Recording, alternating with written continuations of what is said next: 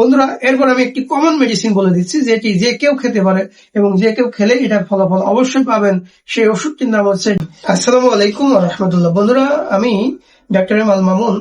বন্ধুরা, আজকে আমি আপনাদের সামনে খুবই গুরুত্বপূর্ণ একটি বিষয় নিয়ে আলোচনা করব। সেই বিষয়টি হচ্ছে যে দ্রুত বীর্যপাত কেন হয় এবং এই দ্রুত বীর্যপাত আসলে রোধ করা যায় কিনা বা এর কোনো চিকিৎসা রয়েছে কিনা এই বিষয়টির উপরে সম্পূর্ণ ভিডিওটি দেখলে ইনশাল্লাহ এই তথ্যগুলো পেয়ে যাবেন এবং আপনার জীবন হবে সুন্দর।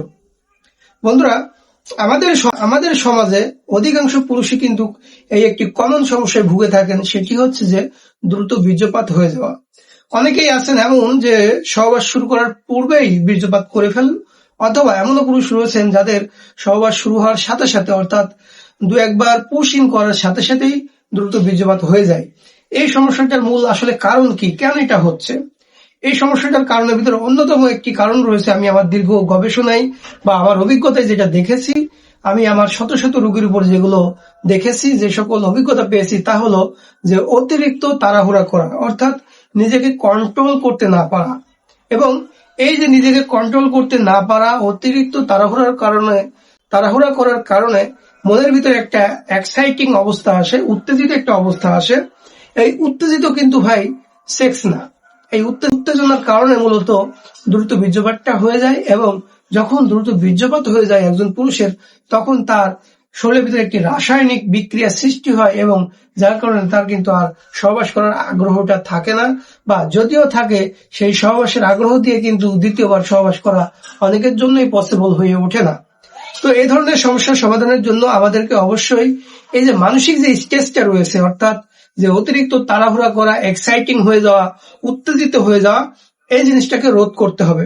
দ্বিতীয় আরো একটি কারণ রয়েছে, সেটি হচ্ছে যে ওভার সেন্সেশন বা ওভার সেন্সিটিভিটি, অর্থাৎ পুরুষের যে পুরুষাঙ্গ রয়েছে এর ভিতরে অনেকগুলো নার্ভ থাকে। সব থেকে বেশি উত্তেজিত হয় হচ্ছে পুরুষাঙ্গের মাথার দিকে যে নার্ভগুলো রয়েছে, এই নার্ভগুলো। তো এই নার্ভগুলো যাদের অতিশয় সংবেদনশীল হয়ে পড়েছে, অর্থাৎ সেন্সিটিভ হয়ে পড়েছে, তাদের কিন্তু এই দ্রুত বীর্যপাত হয়ে যায়। তো এটা হওয়ার কারণ কি?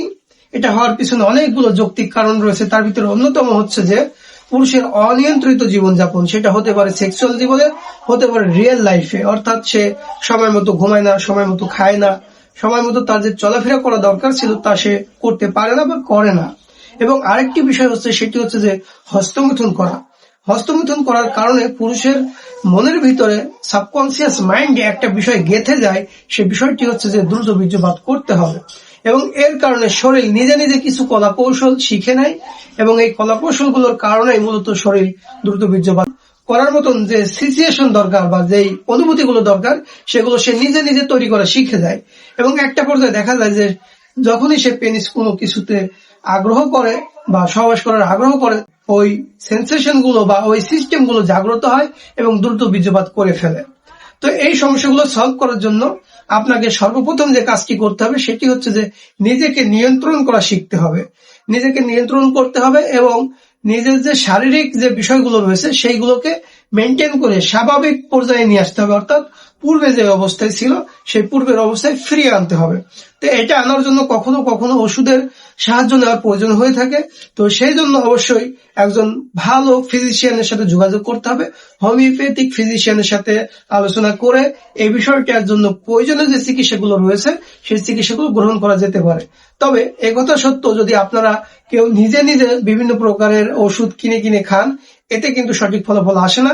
সঠিক ফলাফল আসবে যদি আপনারা সঠিক নিয়মে খেতে পারেন, কিন্তু অধিকাংশ ক্ষেত্রেই দেখা যায় যে এই রোগীরা আসলে সঠিক নিয়মে খেতে পারে না এবং এর কারণে কিন্তু তারা সঠিক ফলাফলটা পান না। ওষুধ শরীরে গেলে সেটা কাজ করবেই, কম হোক বেশি হোক সেটা কাজ করবে, কিন্তু সেটার একটা নিয়ম রয়েছে, সেই নিয়মেই খেতে হবে। এই নিয়মের বাইরে খেলে ওষুধগুলো কাজ করে না।